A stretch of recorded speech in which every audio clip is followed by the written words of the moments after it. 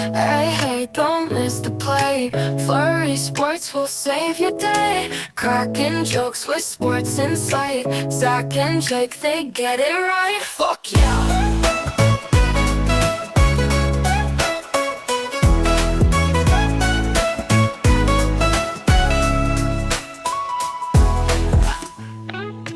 How's it going, everybody? Welcome back to the Flurry Sports Podcast. Jake not with us today because Jake is bad at scheduling. Instead, we got Luke Reimer with us, friend of the show. Luke, you saw him a couple weeks ago when we did our Olympics draft. And from my knowledge, especially with NBA All-Star stuff going on, Luke, I'm assuming you haven't paid much attention to what's been going on over in Italy. Is that correct? In full transparency here, Zach. Okay. I think that over the Olympics started 2 weeks ago, a week, whatever it was. A couple days before the Super Bowl. Yeah, I probably watched combined minute and a half of Olympic coverage. Really? There's been so much good stuff. It's right in the prime of basketball. And that's the only thing I watch. That's fair. You got to at least go watch snowboarding half pipe. If that's the only thing you watch, I think that's good. Because half pipe's so good. It's just tricks. I would say out of the minute and a half total that I watched, probably 82 seconds of that was Lindsey Vonn eating shit. Yeah. I mean, that's tough. That was a tough one. She's already had 2 surgeries.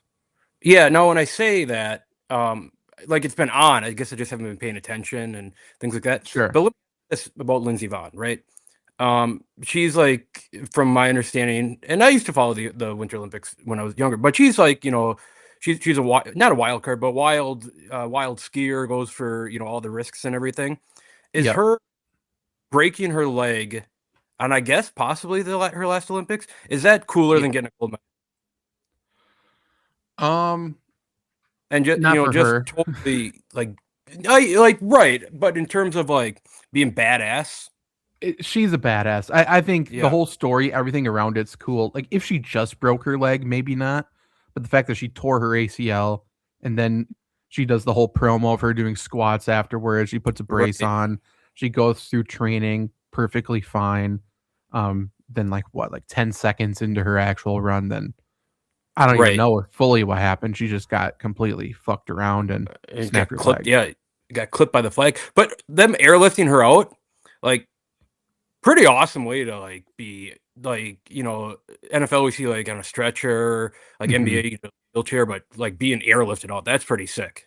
The only thing better, I do think a gold medal would have been better, but if she didn't win gold, that's not as good as this. Yeah, right. Yeah, so I mean, it takes all the risk out of it, and then U.S. still won that event. She still got gold, so it's kind of passing of the torch. I know she doesn't think of it that way, but kind of is, which is kind of cool. But yeah, lots of stuff going on over there. We're about halfway through medals getting handed out. My house has been pretty much 24/7 Olympics, but I watch Olympics not different than everybody else, but I think the most popular sport, at least among Americans, is probably hockey. Haven't watched a second of hockey. I think Olympic hockey is bad, in my personal opinion, especially with the way it's set up. It's just blow out, blow out, blow out, blow out, and then there's 2 games that matter. I did see the bracket came out for hockey for I guess the championship rounds or whatever you want to call it. What's the point of the prelim? That just seeding purposes? Nobody got eliminated. Teams got eliminated is just no team that matters. Yeah. So that's why it's U.S. or somebody had to play France, and it was a 6-0 blowout immediately. So I saw Canada won 10-2 NHL player. Yeah. Canada won 10-2 last night. What's the point of even playing? I guess. No. But that, and I when Team USA plays in basketball, I love watching them annihilate Nigeria 137-40. Yes, 100%. If you are a diehard hockey fan, for sure. And with this specifically, it's been maybe 8 years, maybe 12 years since we've had Olympic hockey. I think it might be 12. They didn't have it the last couple. So it's a cool thing that it's back too. The last thing I remember about Olympic hockey was TJ Oshie going out and single-handedly beating Russia by him, right? In the shootout. Yeah. But for people like Nate McKinnon, I think McDavid as well. Like people like that, they've never like they're already past their prime probably. Maybe that's Right. not good to say. Maybe not for McDavid, but like McKinnon, and this is his first Olympics, I think. So yeah, if you were a diehard hockey fan, like that is your sport, then this is cool. Otherwise, it's not good viewing experience. Winter Olympics, I understand most people can't connect to the other sports, but like luge is awesome. Snowboarding and skiing, all of them pretty much for the most part are awesome. At least freestyle stuff because it's just trick and trick and trick, big air stuff like that. Even some figure skating is kind of cool sometimes. There's a lot of good shit. Is there a certain disconnect maybe for the average viewer on some of these sports that are like they're and I guess UFC and boxing are kind of this way, but it's based off judging as opposed to, winning. Yeah. Yeah. I don't know if it's a disconnect or if it's just like it gives us something to complain about for sure because that's one of the Right. scandals we'll talk about today. It's built for drama. But You I know what I guess mean? yeah, and I guess now that I say that, like you can't right, this is not a strong argument, but there's kind of an argument in the NFL, right? That it can kind of come down to the umpire's decision. I guess baseball too, balls and Yeah. strikes. It's not the issue is it's not supposed to, but it does. Right. With these Right. sports it's supposed to. But yeah, you're completely right. UFC especially. We've seen it more and more where it's like was the judge watching the same fight as I was cuz I don't Right. understand what's going on or just big discrepancies among the judges. And we've seen that because in the Olympics, which is different, is there's predetermined countries judging. Yeah. It's not even like an independent Yes. party, which adds to the bias and drama and scandals and all of that more. Is there a way to counteract that? Like, of course, like if you're gonna get a judge, it's gonna be from a country that's in the Olympics, I mean, the way to counteract it would be to like just find judges who know it from countries who didn't qualify, and you can Does that do exist that though? for winter for sure. For summer, maybe not. For winter, I mean, go to 95% of the countries in Africa. Go I guess, yeah. to Spain for a lot of them, stuff like that. So it depends. Obviously, Winter Olympics is dominated by like the Scandinavian countries, America, Italy, Russia, All countries. Japan. Yeah, exactly. So, I mean, I think there's only around 2,300 athletes or so. Yeah. So, I mean, and America had over 200 of them, and Italy had close to 200, I think. So, there is a way to combat it, but I think there's beauty in the way that it's not correctly set up, to be completely honest. Like, I don't want to come in and do a huge overhaul. That takes away. Right. I guess, yeah. I mean, especially when you're talking about the Olympics, it's something that's kind of been set in stone for, for how many years now, and it hasn't changed that much. I mean, this is a discussion for every sport. In my opinion, as someone who's fully not a fan of baseball, obviously, right? I hate the idea of robotic umps. I understand they would be more accurate, but isn't there's something to working the umpire and stuff like that too? Yeah, you need a human element in sports. 100%. 100%. And then you know what? If I disagree with it, then that gives me something to bitch about. And that's good too. Right. That's good for fandom. Yeah, and I don't want to go on a baseball tangent here, but all the people that are like, we should get robot umps are also the people that go fucking nuts when managers get kicked out bitching at the umps. Like, that's one of the best parts of baseball. Sure. Yeah, that's true. Like, what would they even do? You're just screaming to the sky at that point. Yeah. That's true. I haven't even thought about that element of it, actually. That's interesting. But the Olympics, like we said, there's huge human element. It's also the best athletes in the world. It's the highest competition of people against everybody else in the world. So with that, there's always just that little bit of edge is what you need to prevail. And that's why you get people bending the rules. You'll get people cheating.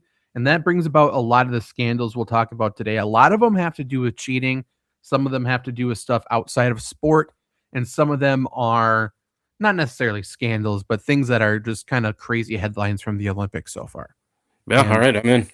Yeah, I assume you don't know a lot of these, which is good because I think having the outside perspective is fun with this. This first one happened before the Olympics started. It happened at last year's, I think, big air skiing world championship, but Norway got caught cheating. So Norway, what they did is they sewed extra material into the crotch of their pants. So then when you Okay. jump, it's just a flying squirrel effect, right? It catches the air more. It makes you go further. And they said they ran some science journal, did research and stuff. Adding 1 centimeter of fabric can increase a jump by over 9 feet. So that's what we're talking about here. Just a little bit. And they did that. They changed the rules now. The head coach for Norway got banned. The assistant coach for Norway got banned. I believe another assistant got banned. The athlete didn't get banned. I think they got they had to wait like 3 months or something. They're in the Olympics, but Sure. that was the big scandal leading up to the Olympics where it's like, okay, these skiers are going to be cheating. They're doing everything they possibly can. And that's going to lead us into other stuff later. So is this like a situation where I'm sure it's stated in the rules somewhere that, well, is this a situation like NASCAR, for instance, where like cars have to be certain qualifications on the engine, on the tires, and all that? Is that the same thing with all these Olympics, their uniforms, and like even like everything that's even involved in this sport? That everything's got to be to a certain quality? It's yes, but it's to the individual athlete. So I'm making up the number for this, but like for ski jumping, for all the Olympic sports that have spandex suits or whatever, Mhm. they do like scans of your entire body, and then you're allowed like 2 centimeters of extra room or something. So it's pretty much skin tight. Sure. But yeah, it's to that. And then like for another one, we'll talk about that in a little bit. Like the length of the ski, I think probably the length of the snowboard, maybe that has to do with the athlete's weight as well. So everything is tested and then it's individually like curated to that specific athlete. Interesting. So the interesting thing that comes from this is, right, and I get, you try to do everything you can to just get that extra centimeter of advantage, but that just Mhm. goes to show like how much a centimeter of advantage can do. 1 centimeter, 9 feet, which is ridiculous. Right. Like, so it makes sense that they're trying to bend the rules a little bit. And you would think, it sounds like it was malicious. I have no idea if it was or not. Must be, but like, how often is a centimeter of extra fabric going to get noticed, caught? True. Like, how long have they been doing this? You know what I mean? Right. Yeah, it's not much. Yeah, it's But interesting. so that leads us. We have a bunch of skiing scandals so far. They're all trying to do the exact same thing, just in different ways, essentially. This next one is fully alleged. There is there's an investigation going on, but we have no names right now. But a newspaper over in Germany alleges that there are skiers in this Olympics that injected acid into their dick to make it bigger during the measurements for their ski suit. And then once they got to the Olympics, it shrunk back down to size. So there was extra room in their ski suit. Like we just talked about, instead of the extra centimeter of material, they just made their body bigger, supposedly by injecting acid into their dick and making it girthier. And then once they got there, it shrunk back down. Is there a timetable on when they measure it to when they get there? There must be, but it sounds like it must be a fair amount before. Because I'm just thinking, no, that doesn't seem like it's like why can't you do like what Patty the Batty does and just get really super fat and then just burn it all off in a month? That's something that happened with Americans like yesterday. That I think that it's on the list, but supposedly that's illegal too. Sorry for eating cheeseburgers, man. Yeah, or the reverse way too. By the way, I get, you could yeah, get skinnier, and we'll get to it. But it sounded like American women lost weight before getting to the Olympics, and that was illegal. And I have no. I mean, I'm speaking as someone. I don't know how periods work. I just don't. sure, But I know weight can fluctuate, and there must be yeah. wiggle room. But maybe not, I have Well, no clue. yeah, that's got to be such an arbitrary way to like measure something because like any person on any day, their weight fluctuates. Yeah. Based on how much water they drink, how much they pee, how much they work out in a day. Yeah, that's crazy. Yeah, I have no idea. Again, I think the theme for a lot of these things, and I've talked about it for years, and especially recently on this podcast, the IOC, the International Olympic Committee, is the worst group of people of all time. If you think Sure. like the people voting for the college football playoff, the college football playoff committee is bad, this is the worst committee I've ever seen in my life. They're bad at everything apart, everything of their job, every single part. So if you think something is like that clearly should be changed, you're right, and they just won't do it. So Is there some grace in that? Is there some, slimmer of like, yeah, that's actually kind of fucking awesome that it's just the worst thing ever? some many things, that's where I Yeah. land with. I think some of them Yeah. it's like, okay, come on. But yeah, for this one again, so this a newspaper in Germany. What I said, as descriptive as I was, is as descriptive as they published it. There That's are awesome. they didn't call anybody out. They just said there's some people doing this, and everyone's like, okay, who? Radio silence. So no clue if it's true. If so, they just said insider sources. So I don't know what's going on there. And there's an investigation going on. I only assume no one gets caught, but that is the craziest. It supposedly they're using the same stuff for like lip fillers and Okay. stuff like that. But my favorite part of the story is once that was announced, immediately Team USA was basically like, we didn't have to do it. That's Not us. awesome. Yeah. They didn't really lean into it as much as I wanted. They just mostly said they didn't do it, but they fully should have been like, I get a lot of countries have to do that, but not us. Sorry. Right. Yeah. That's awesome. But that also brought another layer of the competitive advantage to my mind. Could we hire a fluffer during the days Oh, that we get yeah. measured? Right. So if we're talking about like putting acid in your dick to make it bigger, what if you just have a boner while they're measuring? That's what I'm saying. What if you can't help it? Everyone pop a Viagra before you go in there. I don't know. Right. Yeah, Chad Johnson style. Yeah, for sure, 100%. Yeah. Another skiing scandal. So this is the one I was alluding to. The ski length cheating. American Anika Belshaw and spoiler alert, any name I say, 50% chance I say it wrong, does not matter. But Anika Belshaw was DQ'd, I think, yesterday for having a ski that was 1 centimeter too long. And that's because the ski length is in relation to their BMI, body mass index. So it could be a violation of the rules if you lose weight during the competition. So I don't know. They didn't say like when they got measured. For skiing, it's different than the actual suits because the suits have to be made. So I feel like that has to be further ahead of time.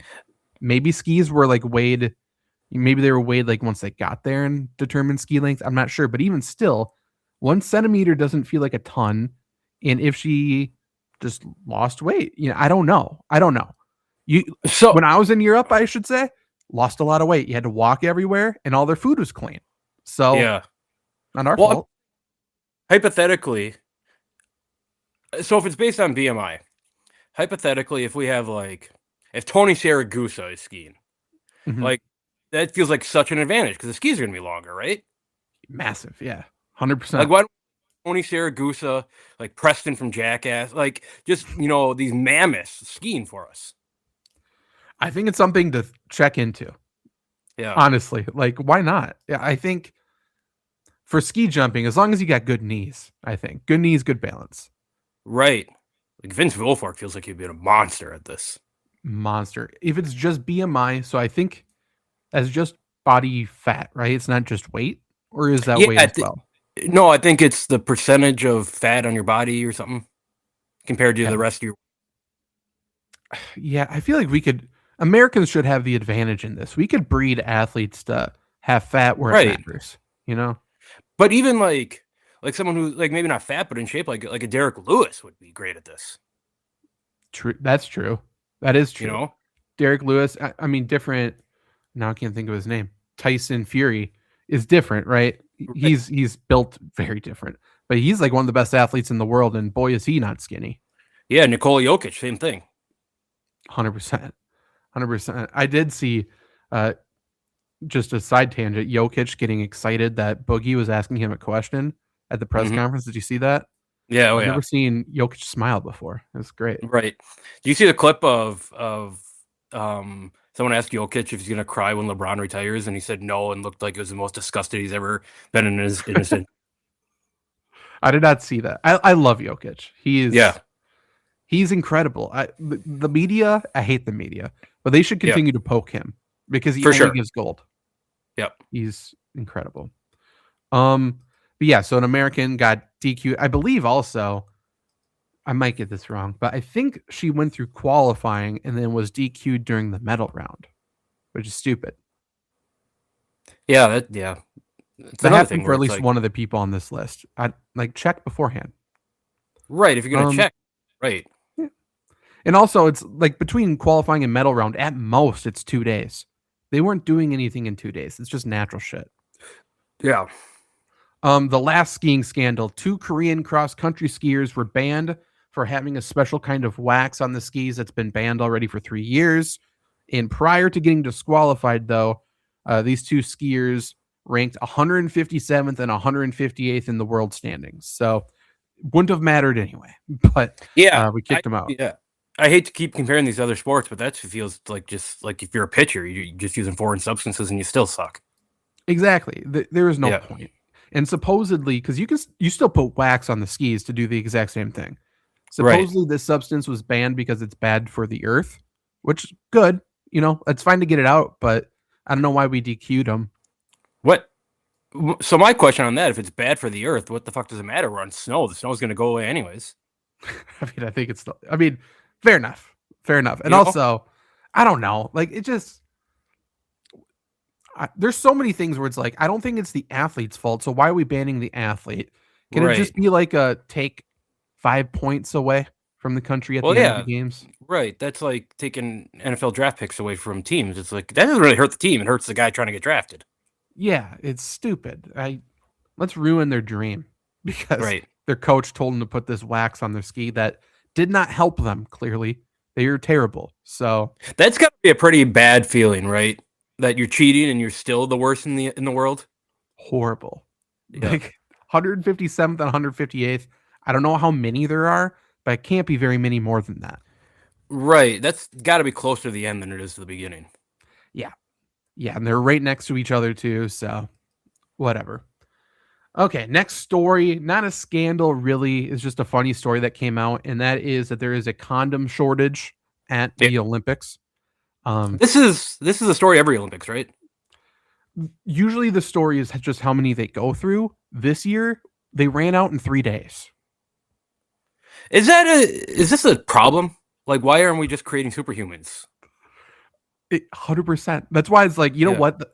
Supposedly they got more condoms in there now. Like 3 days they ran out. But like, there's a chance there is some incredible athletes conceived at the Olympics this year. That's awesome. Well, everyone, it's like, and I've been seeing some discourse on this. Like, people are shocked that go through that many condoms, whatever. But you know, it's like these got some of the best looking people in the entire world together. Yes. So, there were about 10,000 that were ripped through in 3 days. There's a total of 2,800 athletes in Italy for the games. To put it into perspective, during the Paris Olympics, there's 10,500 athletes, and they handed out about 300,000 condoms. Wow. Which is crazy. Yeah. But also, we're in Italy, so it may not even be they may not even be hooking up with athletes. They may be just hooking up with casuals. True. There. Like shit. I can't imagine the wine there helps for this. Everything, man. Like, and there's 2 Olympic villages, so they're spread out across the country. They can recruit it. There's a lot going on. Yesterday or today, we wrote a story in Flurry Sports about it. This was news that's already been happening for a week. Like I said, 3 days ran out. There's more condoms in there now. An 18-year-old American figure skater had an interesting little interview about it. Kind of. We're connecting dots, but they're talking to her like, how's it going so far? She hasn't competed yet. And she's like, I'm having the time of my life in the Olympic Village. This is the best time. You can't make me go home. And everyone's like, ooh, wonder what she's doing. She's like, I've fulfilled my dreams already. Like, okay, cool. What's the security on the Olympic Village? It's got to be high. You would think. You'd hope. Fly people out? Probably. I don't know. I don't think you get paid for it, but I'm sure you could just meet up. Yeah. I mean, again, this is just going back a few years, but the security wasn't great when Ryan Lochte went to that gas station. Right. So I'm saying, like, I think the common folk can get in here. I think so. And I mean, families come out. So I don't know, like, if your husband or your wife is there, do they stay with you in Olympic Village? I don't know. Right. I don't know. But we need to know the final tallies because they were keeping up a great pace, and we need to check on that 18-year-old American figure skater Yeah. because she was That, having a great time. that reminds me, like the families being out. That reminds me of the NBA in the bubble. You remember this when it was Yeah. like Rook hit, a shot and he started talking shit and he was like talking shit to like Jimmy Butler's kids. And there's an interesting connection here because Jimmy Butler was practicing dribbling with Aaron Andrews in the hotel room. Yeah. Just practicing his craft. Aaron Andrews is covering curling at the Olympics. Oh, was it Aaron Andrews? I always fucking do this. Rachel Nichols. I always Rachel Nichols. throw Aaron Andrews under the bus. Rachel Nichols. Yeah. But she's there, I believe. Maybe I'm fully twisting the people up now, though. Maybe it's Aaron Andrews who's there. No, Aaron Andrews was Fox, right? Fox isn't covering Olympics. Correct. Rachel Nichols, I have no idea where she's at, though. I would bet it's Rachel Nichols. And here this is us talking on her ass, but I would bet it's Rachel Nichols, right? The NBA is now. She's an NBA person, and Peacock and NBC has NBA access now, so there's got to be some connection there. Gotta be. Curling only makes sense. Why else would Rachel Nichols be covering sports? That makes sense. Is curling a sport where, like, you're not right away, you're not going to do it, but if you and 3 of your buddies just like practice every day for 2 months, you could be in the Olympics? I think you got a shot. Yeah, like I mean, out of all the sports, that probably feels like it'd be the easiest to get into. Probably, yes. I've been with like this team and stuff at the Duluth Curling Club, so I've seen like the best of the best, and I've seen them at their worst, and you can compete with them at their worst. So yeah, I think that means anyone can have their day. But I've tried it and I almost ripped my hamstring, so it's hard. Yeah. I don't want to say it's an easy thing to do, but I feel like out of every Olympic sport ever, that would be the one that you could probably get into. Yeah, I can't think of another one that would be close to as easy. Right. I mean, maybe equestrian. I don't even know what they do. I don't know what that is. They're riding on horses doing something. Yeah, I don't know. Maybe biathlon. I've seen some hunters in Wisconsin who I feel like just practice skiing a little bit, you're gonna nail it. What's his YouTube channel? Outdoor Boys. That guy I guarantee he can ski and shoot. Like he's an Olympic athlete. Any shooting sports, like Summer Olympics too, some of those shooting ones you can get into. Yeah. Yeah. Okay. Yeah. But the actual ones that is not, I don't know. I almost consider shooting sports mental. They're not really physical sports. It's like golf. Right. Yeah, because there's at least some physical with golf, but precision yeah, right. Yeah. Next scandal, more so story. So there was a Norwegian biathlon athlete named Sturla Holm Lagerud.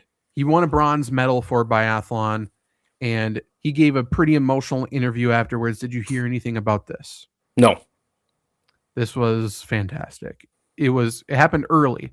So in his interview, after winning bronze, he said, "There's someone I wanted to share it with who may not be watching today. 6 months ago, I met the love of my life, the most beautiful and kindest person in the world.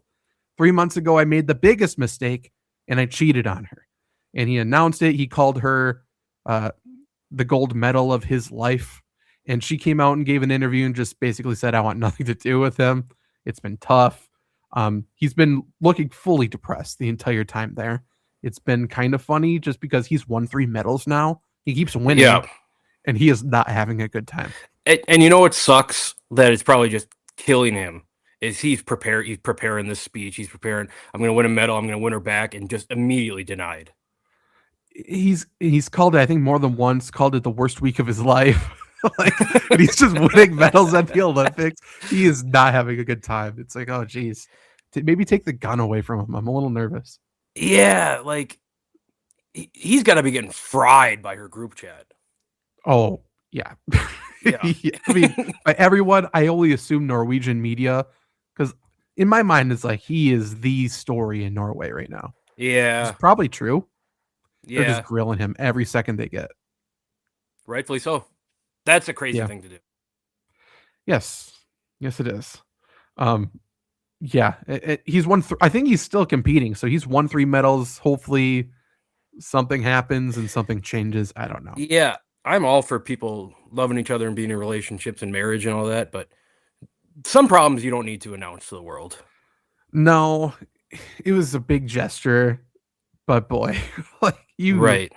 that's it. That's all you are for the rest of your life too. Remember that guy who Correct. confessed he cheated on this girl that at the moment they were dating for 3 months. He said 6 months ago I met the woman in my life, right? 6 months ago I met the love of my life. And then 3 months ago I cheated on her. So maybe they started dating day 1, but he's known her for 6 months. Move on, bud.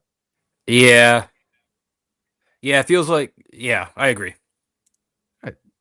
I mean, yeah, I don't know. You're at the Olympics. And I guess Like, that find favors somebody. that favors her response. Like if it's only been 6 months, like what the fuck does she care? 100%. Yeah, she's gone. She's moving on. Right. It's cool that you won Olympic medals, but that's it. We're good. Yeah. Next, this is a scandal I'm creating. That's Chloe Kim got silver. And this was the biggest crock of shit I've ever seen in my entire life. So Chloe Kim is a fucking madman. She's so damn good. Myles Garrett was there too, by the way, taking pictures of her. They look hilarious together. She in qualifying, she's competing with a torn labrum, by the way. She destroyed her shoulder leading up to the Olympics and hadn't been able to practice like a full month leading up to the Olympics. In qualifying, she killed everybody. She had like 5, 6, 7 points more than everybody, like out of 100, just destroyed. Get to the medal round. She did the same thing. She just destroyed in her very first run. It was not close the entire time. And then there's this South Korean girl. She crashed her first run. She crashed her second run. Her third run, she finally put the tricks down on half pipe. And even the commentators were saying, I'm just happy she put a run down. That's good. She's not going to compete for bronze. It's not that good enough of a run, but good for her. She can build off of this. And then they gave her a score better than Chloe Kim. And everyone, the announcer's like, I'm going to have to watch it back. I missed something, clearly. There's no rhyme or reason that she got a medal higher than Chloe Kim, other than Chloe Kim's going for history. She would have won 3 straight gold medals. No one's ever done that. Yeah. And they just wanted her to feel pressure because she had a run left. So they're thinking she was going to outdo it, in my mind. Like they were just trying to make this exciting because it wasn't exciting because she just crushed everybody. But then she didn't land her last trick. So she got silver, and then this girl who had a terrible run got a gold medal. It was stupid. That's interesting because it makes sense, right? You put pressure on to get views up. Like you get a huge name like Chloe Kim. Like nobody knows any snowboarders except for Chloe Kim, right? The average viewer. So he needs a great run. Everyone's going to tune in on it. Yeah, that's crazy. That's crazy. Yeah, I think it's just some home cooking going on there, like just trying to make it a wrestling storyline, essentially. Like let's just pull some strings, and then no matter what Chloe Kim pulls off, it's going to be better than this chick, so we'll just up her score. Yeah. You know what else I did see with Chloe Kim? The theory going, or not a theory, but just a point of viewing is right. Single, I don't know, not if she was single or not, but not dating Myles Garrett gold, not dating Myles Garrett gold. As soon as she gets associated with the Cleveland Browns, silver. Very fair. That is very fair. I mean, it did cross my mind while he was there. Like this dude's never won a thing in his life. Right. He's there taking pictures of her, and it killed me because she's, I think, in the middle of her run, like between runs. Mm-hmm. He had this big, like, professional camera taking pictures of her. She took the camera and he was posing with other people. She's taking pictures of him. I'm like, go away, dude. Like, get out of here. Agreed 100%. But that just shows you how big the NFL is, man. Yeah, for sure. But it was like, I think maybe with her parents, he was taking pictures, and yeah, it was just weird. Like, Chloe, go up the mountain, please. Like, concentrate. Side note, and I ask this every time there's world competitions. Like, I don't understand how tackle football is not the biggest sport in the entire world, how it's not every country's #1 sport. I think they just can't do it. Even still, like, how do you watch the NFL and like, why don't we try that out? That looks pretty fun, and it's incredibly fun. Yeah, I completely agree. Maybe it's a money thing, but even still, like, you can do it on dirt. I don't think it Right. matters. Like, I mean, the I NFL agree. built itself out of no pads on dirt in the 1912 or whenever they started. I think they're hoping that flag football becomes a international thing, and maybe that I leads hope them not. into it. Well, if they leads it into tackle football, I'm for it. But I mean, you know my thoughts on flag football. Yeah, I hate it. Not good. Yeah. Not good at all. But judges, I mean, we talked about it earlier. So like a lot of the sports in the Winter Olympics are, it's not necessarily an objective point system. It's graded. It's judges saying what the score is. And that's going to lead into somebody else a little bit later.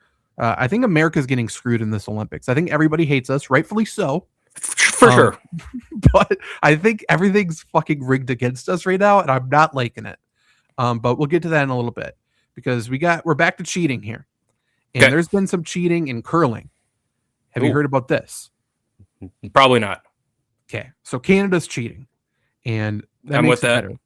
They're national sports. So Canadian curler Mark Kennedy told Swedish curler Oscar Eriksson to fuck off after he got accused of cheating. It was during the broadcast. They didn't censor it. He was just telling him to fuck off the entire time. Pretty sweet. The Swedish guy was chirping at him the entire time. It was really entertaining. It was good. Yep. But multiple times, Kennedy would release the stone, and then before it crosses the line, he would touch it with his finger. So he'd do another nudge. Okay. And that's illegal. You can't double touch. Sure. So he was getting called out for it by the Sweden guy multiple times. And then finally, Sweden, you get a timeout. So they called a timeout just to talk to the judge and be like, are you kidding me? Like, are you seeing what we're seeing? And the judge essentially said, you can touch it multiple times. They weren't really sure what was going on. Kennedy, the Canadian guy, fully denied he's ever done it. Said to stop chirping him. Also said to fuck off a few more times. Mm-hmm. And then after the Canadian guy instantly lost his mind, by the way. He was like, rightfully so, screaming like, I've never cheated. Like, it was insane.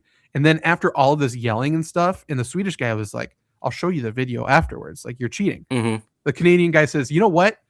You're cheating. You've double touched. And he turned it on him, which was an insane thing to do. Like, no, I'm not. And then the judge said they just could not tell if it was illegal or not. Afterwards, they interviewed the Canadian guy. He said he might have been upset that he was losing. He might be upset that they're 0-2, grasping for straws. I just told him again, I said, I have a ton of respect for him as a player. I don't know what he's trying to get out of it. And yeah, onward. But I'm not going to stand there and take cheating lightly. So I do have a video here so you can see it. I think you'll be able to see.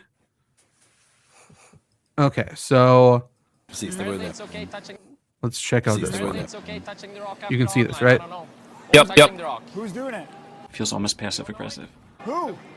Edited video because Olympics I haven't done it once. really You can screw fuck you off. over. But yeah, you can see. I haven't done it once. You fucking liar. I'll show you a video after the game. I am smack dab in the Double middle of touching a it. good-old-fashioned cat fight. How about you walking around on my peel in the last day and dancing around the house here? How about that? Fuck Canada! Alright, fuck you, buddy. Come on, Oscar, just You want fuck me to off. show you a video? I don't give a shit. You They don't were know standing that? here, they didn't call it. Yeah, so yeah, he's setting up. I've never done it. Multiple angles and videos of him doing it. So that was what happened, and then the curling committee, whatever you want to call it, the World Curling Committee, basically came out and said, like, yeah, that's illegal. You can't do that. The next night after this, Canadian women were competing, and then they got in trouble again. So the Canadian woman now double touched, and she lost her mind. She said her stone got completely removed. So the judges actually acted after the throw. They took it away, said doesn't count because you double touched. She was throwing a fit. She said 0% chance I've touched it. I've never done that. The replay clearly shows it. Again, I think we can see it here. Okay, I like it. Clean it. Can't really see from that angle, but yeah. Another angle? She's freaking out. I've never done it in my life. No, there's nothing. You can see your finger as it comes off. Yeah. Okay. So men's team. Mhm. Okay. Whatever. Same thing. So same Yep, exact yep. thing. They finally are acting on it, and then they had to release a statement about what's illegal, what's legal, yada yada yada. But can't in Canada, at least then, Canadian women lost that game, and they've lost, I think, 3 in a row. They're terrible. They're really bad. But Canada's down bad right now because they keep cheating in curling, and that was like their identity coming into this Olympics. Which it's great to see Canada get kicked in the nuts a little bit. Agreed. So I have a couple thoughts on this. Okay. The first one is from the Swede. It was the Swedish guy who accused him of cheating. Swedish guy accused Canada of cheating. Canada of cheating. He's probably in the right. This is something you train for. You want everything to be fair. I'm fine with that. My second thought is looking at that. How much of that alleged second touch does that really help Canada? I have no idea. And It then my doesn't third seem like thought- much, but it must do something. Yeah, maybe I don't know, stabilizes it or gets it online or something. But it feels like that's like he touched it for maybe half a second. Yeah, I don't know if he's like nudging it forward more so as like helping the spin, maybe. Oh, maybe it's spinning too fast and just a little bit of drag on it. So I don't know. I don't know either. My third thought on this is, incredible way to argue is to, you argue back by just saying nonsense or saying something that you really can't argue back Yeah. against, right? By saying someone called you cheater, like you don't know what you're cheating. Yeah, I saw a it is video insane. I saw a video this weekend of it was two guys debating the top 5 point guards of all time. They're at a bar, they're drinking, you could tell that they had a couple of drinks. And the one guy goes, I think Chauncey Billups is a top 5 point guard of all time. And the other guy just lost his mind. Like, what do you mean Chauncey Billups? And the guy who said Chauncey Billups is a top 5 point guard, he goes, "You weren't there, man. You don't get it." And that's an incredible response to it. That's true. Like, what are you supposed to say? No, I do get Right. it. You can't argue, and you'll never convince that guy of Correct. anything else. Then, like, no. Like, you are just out of your league. You're out of your element right now. You're a fish out of water. You you didn't witness it. That's how I feel every time. And I believe Michael Jordan's better than LeBron, by the way. Yeah. But whenever, like, fully, not even close. But if there's someone who's a diehard MJ fan, I love to poke them because that's their go-to immediately. Like, you weren't alive during the prime. You don't know what happened. Like, I've heard, I think it was my uncle was like, I would be at a bar, the Bulls were down by 20, and I would just bet all my money on the Bulls, like to everybody there, like guaranteed they're going to come back and win because of MJ, and they do it every time. Like, it's just some godly figure. But yeah, 100%. I had this conversation, and I don't want to go off Olympics here, but I had this conversation with my dad. It must have been this weekend or before. I was watching Julius Erving highlights before. My dad's a big basketball fan, been his whole life. And watching Julius Erving highlights, it's like I'm talking, I'm like, this guy's pretty good. Like, these highlights are awesome. And my dad goes, he wasn't that good. I'm like, what do you mean? Didn't you watch? I'm watching these highlights because, I saw it. I lived through it. He wasn't that good. I'm like, I guess you got me there. I was not alive for Julius Erving. Yeah, I don't know. I guess. I read he was good. He's got a cool nickname. He's got that sweet layup. afro. Yeah. Yeah, the doctor's in town for sure. Okay. Next scandal is a little more serious, and it highlights the just ridiculousness of the Olympic Committee in my mind. So, have you heard anything about the Ukrainian disqualification? No. Great. So, Ukraine notably in a big war with Russia. Yep. Russia notably banned from the Olympics because of said war. So, Makes sense. Ukrainian skeleton athlete got disqualified from Olympic competition after he refused to change his helmet. And the helmet that is being called the helmet of memory, he designed his helmet, which you can do. You can design a helmet, by the way. There's people who have like comic book things on there.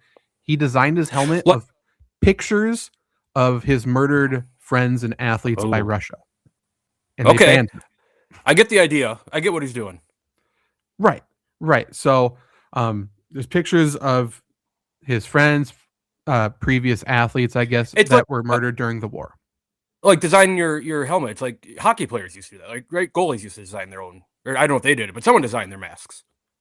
Right. And there's like a US one who has like the Venom superhero. Yeah, helmet. I guess Yeah, I guess that's even like NFL players with cleats and stuff like that, right? Yeah, but the Ukrainian person was the one who was banned. Right. That's crazy. It's crazy.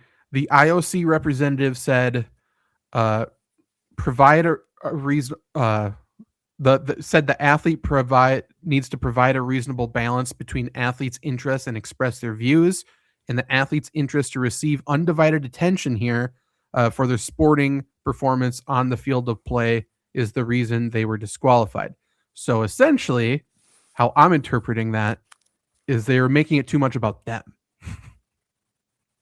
Yeah, that's weird. Like, so, Yeah. like, because the helmet doesn't, in the long run, it doesn't. I mean, how much it doesn't help him right? It doesn't give him any sort of No, advantage. that's not the reason why they're disqualified. No, Right. no competitive advantage just because it was taking away from the sport. Now, if this guy, hypothetically, he goes out there just wearing tighty whities, right? No gear, nothing.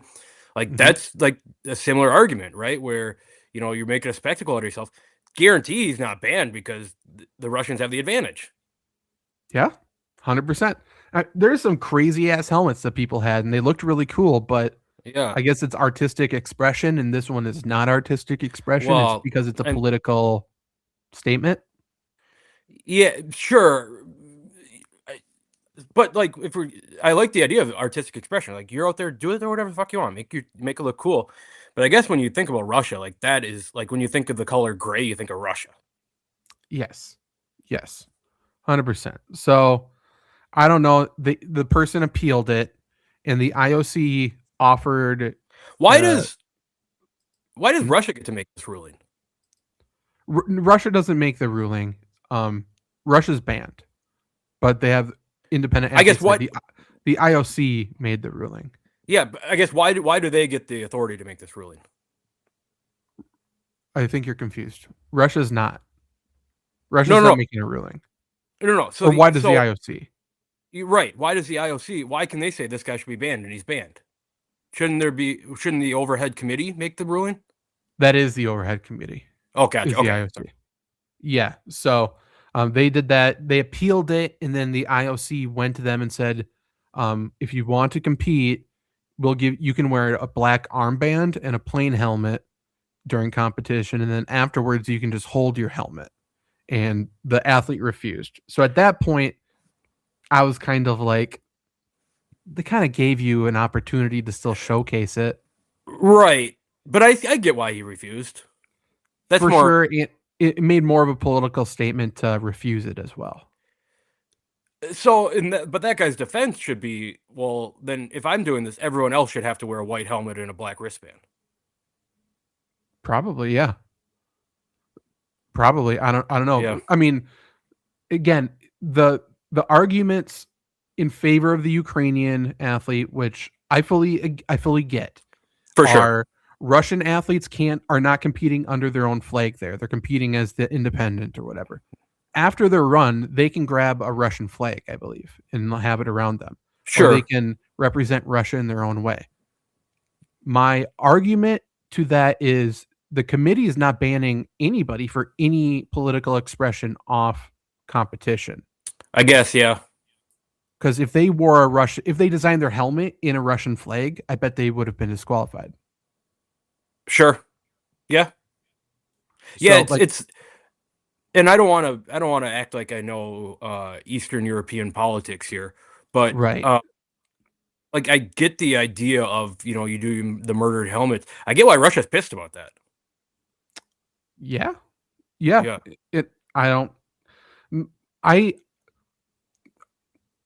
I think whatever, he shouldn't have been disqualified. My biggest issue is like the reason they gave for disqualification, which is just like they're making it too much about him, which is stupid. Shut up. Right. Yeah. Like that. Yep. Agreed. And I want on record that I don't agree with Russia on this. I never agree with Russia on anything. No, Russia sucks. Yeah. Speaking of, I guess, I mean, yeah, those types of countries. So there's another IOC controversy right now. The IOC is selling a lot of merch of former Olympic games. That's the biggest thing they're selling right now, it seems like. So it's like t-shirts with like the 2000 Olympic Games, the 96 Olympic Games, stuff like that. They came under a bit of heat for selling the shirts for the 1936 Olympic Games. And these ones notably were the ones in Berlin under Adolf Hitler. Yeah. Yeah, it's very clearly a Nazi propaganda shirt. Yeah. In my mind. So people were a little upset about that. Many felt it was bad taste to sell that, especially after disqualifying a Ukrainian helmet for just honoring murdered people in a political war. Hypocritical. Yeah, hypocritical. And then so the IOC said, we acknowledge we of course acknowledge the historical issues with Nazi propaganda related to the Berlin 1936 Olympics, but we also must remember that the games in Berlin saw 4,483 athletes from 49 countries compete in 149 events. So that was their reason for why they sold it. What does that mean? It's more than just Adolf Hitler there. That's crazy. Side note on this. Like I feel like what kind of goes like when we talk about, American sports, like coolest thing, like Miracle on Ice is by far, right? That's a uniting thing. Dream Team's pretty cool, right? The first time NBA players could play. Jesse Owens winning in front of Hitler as an African American man is incredible. Yeah, just the quotes from Hitler too. Like, what is this? They have animals running for them, right? It's like, yeah, brother, we're setting the tone. Damn right. For the next 100 years. Yeah, for sure.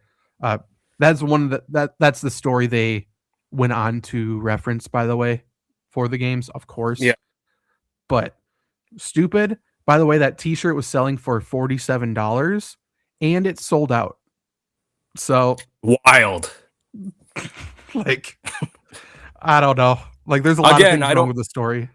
Yeah, again, I don't want to say that I'm well versed in European politics, but fucking crazy. Yeah, and if you wanted to see the shirt that sold out, it was this one. So, like, yeah, have fun wearing that out. Like, why do you want this? Whatever. Okay, so I believe that brings us to the final controversy, and this one's a doozy.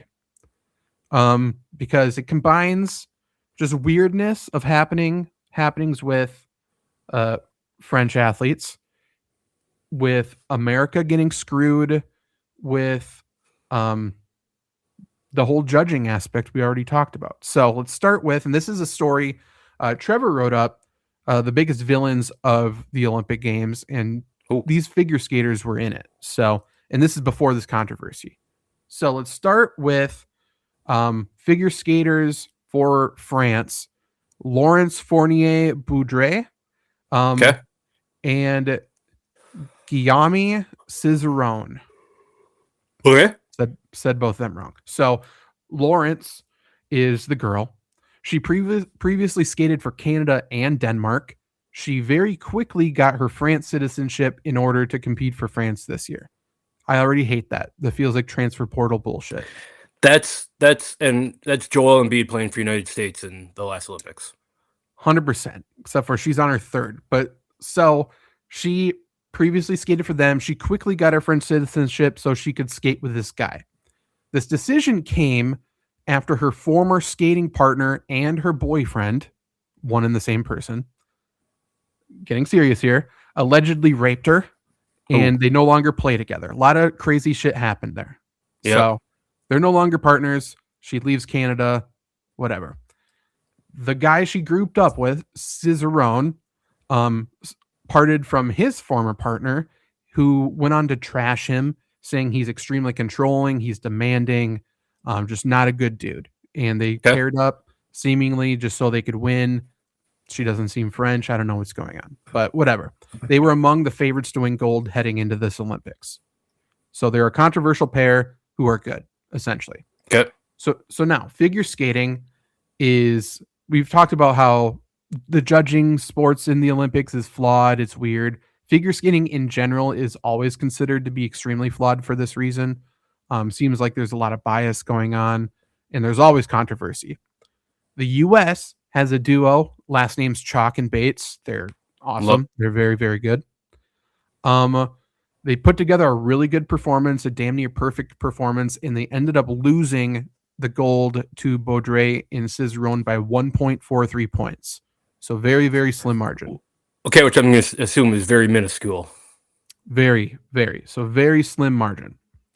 And it seems like there's a little bit of home cooking involved because there was a French judge on the judging panel, Jezebel Dubois. And Jezebel scored chalk and baits well below the average of the other judges, like way lower, and then scored the French team way above the average of everybody else. So already that feels very not okay. Is the like assuming that it's like, yeah, I'm going to give these French people because I'm French. That's got to be is it like nationality, your national pride, or you think they're getting like paid under the table? Maybe both. Yeah. In my mind, it was just national pride, just because I hate France. So like it feels like something French people would do. But shit, who knows? Because like if they are huge and could be endorsement deals, and Yeah, I guess, yeah. Who knows? Truly.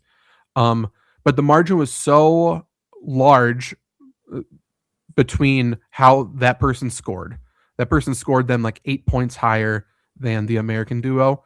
The margin supposedly was so large that if her score was completely removed from competition, if they did not judge, then Chalk and Bates would have won gold. So very clearly, this one judge completely changed everything. This rocked the skating world, apparently, and there's been an appeal and a petition for changing the scores. People, like not just America, people are like, this is completely wrong. This is complete bullshit. There's like over 15,000 signatures last I checked on this judging. So then the IOC had to release another statement, as they like to do, and they doubled down that it was the correct scoring, saying that everyone scores in their own way. There's always differences in scores, yada, yada, yada. But it was much like the Chloe Kim one, except for this one's more extreme, I think. It's like, it feels like people just hate America right now. Sure, and I would understand why. Right. But in a situation like this, how do you retroactively change something?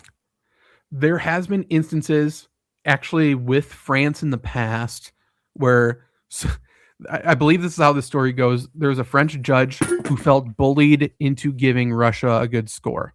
And then afterwards, after the judging said that, like I felt like I had to give them a good score or because I was getting threatened. And they ended up giving both pairs or both skaters a gold. So they retroactively gave them both a gold. This was a long time ago, I think. Yeah. So I think there's precedent, but that was for different reasons, I guess. And everyone knows Russia's Russia, right? So everyone believed them, I assume. For sure. I've never heard anything more believable than what that judge did. Right. Yeah. So this one is just like, I don't know. I mean, it goes back to what we talked about at the beginning of the show. We know this French duo is possibly going to win. Right. I feel like we shouldn't have a French judge. There was no American judge, I don't think. And I guess that's the point that I was trying to make at the beginning of the show. Like, if you're going to do judges, it can't be from any country that's competing. You would think. There has to be a way to do it. I don't know. Because that seems... I assume all of their judging in the past and the future now is going to be under a microscope. I mean, it has to be. If we want to consider this a quality, fair competition. Yeah, because I mean, it wasn't just that they judged French better than average. It's like they judged the team that clearly was in first place and was going to win way lower by the exact mathematical amount, essentially, to give France the win. Yeah, it feels like more than coincidence on that. Is there? Yeah. I don't want without changing the sport. Is there a way to take judges out of this? Probably not, right? Probably not. I don't know. Other than what's weird about figure skating is they submit exactly what they're going to do beforehand. So the judges know specifically every trick that's coming. Okay. So I guess if you could give a specific point scale, I think this is what they do. I don't know it good enough, but I think there's a specific point scale you can get for these tricks, and it's just how good you land them. Sure. But maybe if you could make that more objective, I don't know. Yeah, and I guess as I'm saying this, taking Judge out of it, I think that kind of goes against what we said before, where like sports need to have Yeah. human element in it. Right. I hate that this happened to America, but Right. if this was France and Italy, anybody else, Be laughing my ass off. yeah, I wouldn't care. Yeah. So Right. that's why it's like I don't think this should be removed. I think there was for sure something. There's some home cooking going on. I think gotta be. there's some nefarious activity, but that's the Olympics. This is the most flawed sporting event in the world, and I love it for that reason. Trevor Yeah, says I the guess. French have to cheat because they can't win shit on merit. That's true. But you know Right. what? We know this going in, though. French are going to cheat. Is this a nod to the United States where it's like we're so much better than every single country in the world that the world has to team up to beat us? In my mind, yes. But we need to win a Winter Olympics then. Correct. We're not doing that. And not just that. Like this Olympics, I truly thought we were going to win it all. And there's still half of the medals to be handed out, essentially. We keep choking. Like the Yeah. quad god, do you know him, that figure skater we Yeah. got? He choked. And Yeah. I've already been vocal by saying we need to remove every endorsement he's got. Because he can't be, or give up the nickname. You don't get the nickname until you win. Right. The quad. I know that because I made that connection to AJ Dillon, and that kind of soured me on the guy a little bit. But I'm like, it's For American for him. Yeah. Yeah. And then there's more bad news, I would say, with the France and the Olympics. The next Winter Olympics is in France. So I feel like that is going to be a disaster. It's just Yeah. going to be cheating left and right. It's going to be fully set up for them. You know how Dana White did Fight Island? Mhm. Why can't we just Olympic Island? That would be rad because Yeah. like you look at every place that hosts the Olympics and there's always those abandoned buildings and shit. Like even Italy has Right. abandoned shit from last Olympics that they Right. aren't using for this Olympics. I like that. I like that idea. If it's just one island, fuck. Epstein's Island's not getting used. Let's just use that one. Like islands, there's tons of islands that have different climates based on, they have mountains or beaches or everything. Like Summer Olympics, Winter Olympics should all just be on Olympic Island. I figured it out. So in America, we'll take it. We got this. So we'll just seize Epstein Island. That's ours. And that's for Summer Olympics. We've already been in talks for Greenland. We'll take True. it. And Right. everyone will pitch in a couple bucks. It'll be publicly owned worldwide, and that'll be the Winter Olympics Island. Yeah. Who says no? I wouldn't. Seems great to me. Yep. No one's going to disturb it. We'll just keep it there. No one goes there except for every 4 years. That seems great. Yeah. Yeah. It feels like a neutral site. And that would be rad too, by the way. It's like it's like Hawaii, right? With they used to have the Pro Bowl there, neutral site. Not that the Pro Bowl is, but like right neutral site. Yeah.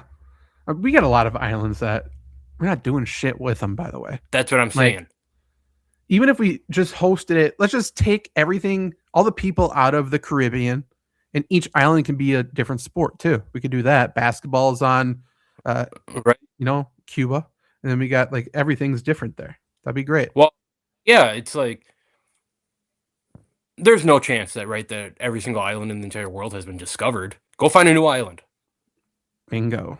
I fully agree. We're forming new islands every time a volcano goes out. Dubai just like makes cities on islands. Not Dubai, UAE. That's what we're trying to do. Honestly, they would be the country probably to host the Olympics. Right. Well, That's what UFC Didn't does. yeah, I guess that would be the World Cup was there. No, that was in Qatar. That was there was like 115 degrees. Crazy. Yeah, that one. That was one of those situations where we head into the event thinking it was a bad idea and we left unchanged. Yeah. And that rarely happens. Usually it's like, wasn't that bad. That one Right. wasn't great. Not the best time. What else did Trevor say here? Why don't we just remove the judges from teams involved from voting? Yeah, that's what We were trying to Yeah, say, right. basically. That's the most obvious point. Winter Olympics is so much easier to do that than summer, but we for sure should do that. You can never win an Olympics when half the sports are dumb sports entered in just so Norway can win medal. Norway needs something though. Like I feel like Norway is that. How do I phrase this? That's not fully. Norway's the person you're afraid is going to shoot up the school. We just need to like give them a bone and keep them sane. Give them the gold star, make them feel good, and then it's like we'll talk to you in 4 years, bud. We don't need to keep inviting them to stuff. But they Chris need Paul. they need Winter Olympics more than we need Winter Olympics. Yeah, it's Chris Paul. It is Chris Paul for sure. Chris Paul is a Raptor legend, by the way. Yeah, I want no one to refer to him as anything other than any other team. He is a Toronto legend. But those are all the scandals so far. There's a lot going on. It's been a week, basically. It's an interesting idea, right? When you get all these people together with so many hands in the pot, there's going to be some scandals like this when you're trying to be the top of their game. It's interesting. Like, do we really hear? I guess every now and then we hear about a cheating scandal, and hear him talking about American sports. Like the Houston Astros had the cheating scandal. I guess Tom Brady and Bill Belichick. But I feel like that should be more pronounced in. I guess it probably is with steroids and all this stuff. Just trying to think like. Feels like every single championship there should be cheating scandals. There should be if they're trying hard enough for sure. Right. And if you certain countries, by the way, it's more like accepted. Like China, it's like if you're not cheating, you're not trying. Like that old saying is how they live their life. Like whether it be video games or anything, they're just doing it's win by any means necessary. And we need more people with that mindset. We should. In America, we don't need other countries doing this. We should form like a cheating committee. And you just read the rules, know the rules. Bill Belichick's going to head it up. He doesn't need to coach North Carolina anymore. Let him out of there. Yeah, right. And we're gonna find new ways to cheat. Yeah. And then the IOC will be like, I don't know, like they did with the trans boxer last time. They kept going back and forth on what the fuck to do with that. IOC is going to fold under the pressure. We just need to cheat and then let them make a decision. Yeah, or you just cheat. You cheat so much and don't get caught doing it that it becomes like a rule, right? It's like college sports where every single major college was paying players, and all of a sudden it just NIL, and now that nobody even thinks about like Saban paying, Derrick Henry. Nope. Yeah, Saban paying Najee Harris that everybody on earth knows about. He gets very angry when anyone even I don't blame him. Hints at it. No, I guess, but like, I don't know. He can admit it now, can't he? Probably. It's not like he's going to go back in. Right. I feel like he's still got enough of a legacy where it's like, he's on game day. People love Saban. Yeah. You're probably right. In my mind, I wouldn't. It's so widely accepted that people wouldn't dislike him for it, but maybe it's different from like Alabama. Like maybe Alabama would think about him differently, because I feel like everyone there still feels like he is Saban. Clean. Yeah, I mean, there's nobody closer to God in Alabama than Saban. But I don't know. I feel like if it happens, like people are going to be disappointed, but like 7 championships. Yeah.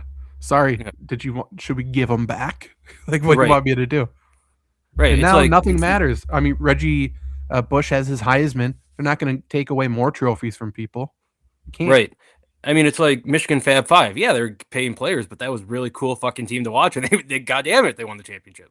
Mm-hmm. Yeah, exactly. They did more for the sport by doing that. It's steroids in baseball. 100%. If they didn't have that steroids era, baseball would not be where it is today. Right.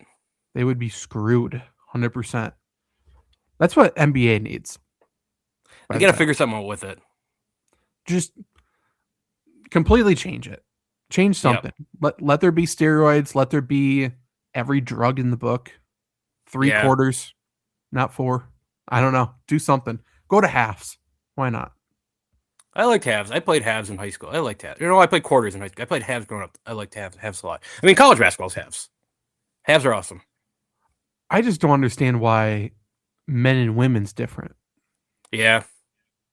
I don't know the reason for it. And I don't know why we go from, because high school is still quarters, right? For men? Yeah, it I was think. when I played. Yes, Yeah, it it goes is. quarters to halves to quarters again. Yeah. It's dumb. Like, I don't know. There's something about like, in basketball and quarters, like you score 20 points in the quarter is a lot. Like you score 18 points in a quarter, and you're like, no, that's not really a lot. But when you do it to halves, that's like what 36 points in a half. It's not a horrible thing. You end the game with 72 to 75 points. That's a pretty good game. For sure. And I've seen a lot of basketball games. I'm from Elk Mountain. I've seen a lot of single digit quarters too. Oh yeah, Then you get to the end of the game, it's like 24-28. Not bad. Was that a right. football game or a basketball game? Yeah, Hard fought. Yeah, sure. Brady bunch. In your basketball. 100%. NBA All-Star just happened. Any hot takes from All-Star? Well, I feel like NBA All-Star at this point, it's like people don't watch it, and I get why people don't watch it. I've always been a staunch supporter of All-Star games in all sports. I don't know. I like seeing the best players come together and play and, mess around with each other and stuff. But I feel Sure. like the popular thing now is people just hate on the All-Star stuff without even watching it, right? 100%. And maybe there's some truth to it. But my thoughts on this week were I thought this was a great All-Star weekend. Like the issue that the NBA has with the All-Star weekend is the flagship event of it is a slam dunk contest, right? That's where he shows the athleticism, the creativity, and everything. I mean, we saw Mac McClung do it, and I love Mac McClung. I've been watching him since I was 5 years old. Not that long, but you get my point. But I think at this point in the slam dunk contest, every single conceivable dunk has been done. So how does something up? And I understand because like the dunks that they did. I don't know if you watched the dunk contest, but some of the I dunks just saw that the they last one. are incredible athletic feats. Just Sure. instinct to, even to just do a windmill dunk. Like Jackson Hayes is getting shit on because he did a one-handed, wasn't quite a tomahawk from like 2 steps within the free throw line. Awesome dunk, but in the scope of a dunk contest, horrible dunk, which understandable. But 3-point competition is an incredible event. It's an incredible event every year. Damian Lillard coming off a torn Achilles, winning it was awesome. Damian Lillard's top 5 favorite player of all time for me. So I was in on that. And Devin Booker, who not a Devin Booker fan, choking it at the end. He did a 1 shot out of the last 4 to win. Or out of the last 3, missed all 3. They brought back. You remember back in the day when they would do the NBA player and then the WNBA player and like the legend. Yeah, love that. They did a variation of that with 2. They did two current NBA players and I guess it would be an all-time kind of guy, someone an old guy involved with the NBA, which was fun. It wasn't it didn't capture the nostalgia of what it was, but it was the right direction. They didn't do the skills competition, which kind of sucks because that feels like it's that's always a great appetizer to when you get into it. Also they did the 3-point competition first, which is weird. That is weird. And they did it at 4 p.m., which probably they didn't, Olympic stuff, and I imagine it goes back to 7 next year. So I thought it was fine. The 3-point competition is awesome. The dunk contest, it is what it is. And then the All-Star game. The All-Star game is very fun. Like I hate the World versus USA format. Just go back to East versus West. But this worked this year because Victor Wembanyama just went fucking ballistic and was trying to single-handedly win. And then United States comes in and just stomps them, which is not stomps them, but they lost and Victor Wembanyama was like almost crying and everything. That was pretty funny. And then the old guys came in and played awesome. Kawhi Leonard looked like the greatest player to ever touch a basketball. And then they ran out of steam in the championship game and the young guys won. But I don't know. I thought this was a good All-Star weekend relative to what we've seen the last couple of years. So, I was fully checked out of the format of the specific All-Star game. So it was like 4 teams or something. What were the teams then? It was 3 teams. It was a world team. 3? And then basically, give or take a couple players, but it was a world team, an old guy team, which was, LeBron, Durant, Kawhi, those kind of guys. And then a young guys team with Anthony Edwards, Devin Booker, Jalen Duran, guys like that. Okay. And then it was each team plays each other first, and then obviously if you win both games, you go to the championship. And then they did point differential. So the first game came down to it went to overtime. Scotty Barnes hit a 3 in overtime to beat the world team for the young guys, and the next game came down to it was another like 2-point game, and then the old guys just got trounced. You could tell that they put all their force into that, beating the young guys the first time, or beating the world, whoever they played the first time. I read, I think, an article from The Athletic, or maybe it was somebody else today. It seemed like overwhelmingly, or at least the majority opinion was this format for the All-Star game worked. Well, it worked because guys were playing hard. Okay, sure. So any format works if guys are playing hard. Yeah, right. Okay.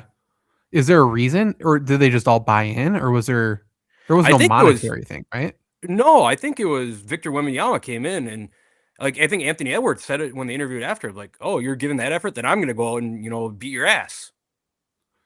I love Anthony Edwards. He's Yeah, so good for the NBA. If so good. Wemby's like that too, I guess that's awesome. Right. I guess I didn't really necessarily know that. Yeah, but it kind of sucked because it got to like the world, like Jokic and Luka didn't play much. Like it's obvious that it wasn't, these teams full extent. But even still, it's Sure. still 25 best basketball players in the world playing basketball against each other. So, okay. And depending on who you talk to, I think this will be a different opinion. But I guess in my mind, if the All-Star game, the Sunday portion, is successful, it feels like that's a successful All-Star weekend. Some people will say no because Saturday is more important, which is it's been true so far. Well, I agree with you 100% because as like when people talk about like the All-Star weeks, NBA All-Star week sucks, it's not what it used to be. Sure, I don't disagree with that. But as I said before, the 3-point competition is nothing's changed since that. Everyone's still all the guys in that's awesome every time. The dunk Yeah. contest is just weird because there's think of a different dunk. But the All-Star game is really what people are like latching onto. Like these guys don't even try. They're just chucking up half quarters and playing one-on-one. But if that becomes like a real, NBA game, then it's fun. Okay. Yeah. I mean, that's good then. I'm not going to lie. I despise the dunk contest, and it's hard not to. I hate it feels very manufactured to me. That's my issue with it. It's not even that the dunks aren't that great. It's that we're acting like they are. Like, Right. it's fine if it's a good dunk, but we don't need to act like it's the greatest dunk we've ever seen. Correct. To be honest, like Mac McClung had, he won 2 or 3 in a row. I can't remember, but some of his dunks, I would call them all-time NBA dunks. But really, since then, it's been not really anything since like Dwight Howard, Nate Robinson days. Yeah. Yeah. And maybe Yeah. maybe that's like nostalgia. Like I've always said, I don't think so. but I've said this before to you. Like I don't think there's a better piece of like maybe art form in the entire history of the world than 2000s NBA basketball. Like something about just somewhat grainy footage and guys getting in fights, and it felt like there's a little bit more emotion. I don't know if there's nostalgia for that, and I think the cameras are just too good. Maybe that's my issue. I think it adds. I'm not gonna lie. I think it does add to it a little. It just makes it feel. It feels like a TV show, not a sport. Agreed. And I don't know how you feel about Noah Eagle, Ian Eagle's son, doing announcing. I guess I haven't heard enough of him. Every time I've heard him, he's been okay. Yeah, I think he's very good at what he does. I like him. Okay. Of course, he's not. I wouldn't say he's an all-time great or anything, right? He's no Kevin Harlan or Mike Tirico or anything like that. But I think he's fine. That was always Kevin Harlan, Reggie Miller, Kenny Smith. Those were the 3. And now it's Noah Eagle, Jamal Crawford, and Reggie Miller. Which Reggie Miller I've come to like a lot. And Jamal, great, but it's not Kenny Smith. Like Kenny Smith has to be involved in this. He wasn't involved at all. Not that I noticed. If he was, I didn't notice. Like Kenny Smith is a very noticeable, voice and name, and if you watch basketball, right? Yeah, I guess my last memory of the dunk contest was him with a microphone, like emceeing the event, essentially. Yeah, and I didn't like him in that role, but I like him on the call. To your point, so I don't know. Also, I don't fully agree with this idea that the stars have to be in the dunk contest. Like of course Dominique Wilkins, Michael Jordan, I guess but Kobe Bryant wasn't a total star when he won it. He was second year in the league. Nate Robinson wasn't a star. Zach LaVine wasn't a star. Aaron Gordon's not the star. Spud Webb's not a star basketball player. It just Right. just do good dunks. Yeah, yeah. Um, I think it's because the dunks aren't exciting, so people are looking for something to get excited about. Right. But if go back to step one, if the dunk's good, then who cares? Right. That's it. People just, and again, it's another thing where people are complaining about Mac McClung, who I'm probably very biased towards, but Mac McClung, like, oh, this guy's a G leaguer. Why is he in the dunk contest? Because he's really fucking good at dunking. Yeah, I could agree with dunks. both points. I think, like, he's for sure a good dunker and probably the best in the NBA and should be in it. Fully agree. Right. I also somewhat agree. Like, brother, the best we got's the G leaguer. Like, the answer is yes, but I wish right. it wasn't true. You're right. That's probably fair. Yeah, even just trick me. Let the King sign him to an active deal. It Then was he's in the NBA. I think in all three of his dunk contests that he participated in, he had signed like a 10-day two-way contract the day before the dunk contest. Great. Yeah, that's Yeah. all I need. Sure. You're right. Yeah. It's probably for that specific reason too, I imagine. But yeah, So I don't know. There's always these thoughts of ways to make the All-Star, weekend great and everything. And the number one thing everyone wants to see is a one-on-one contest, or like a tournament.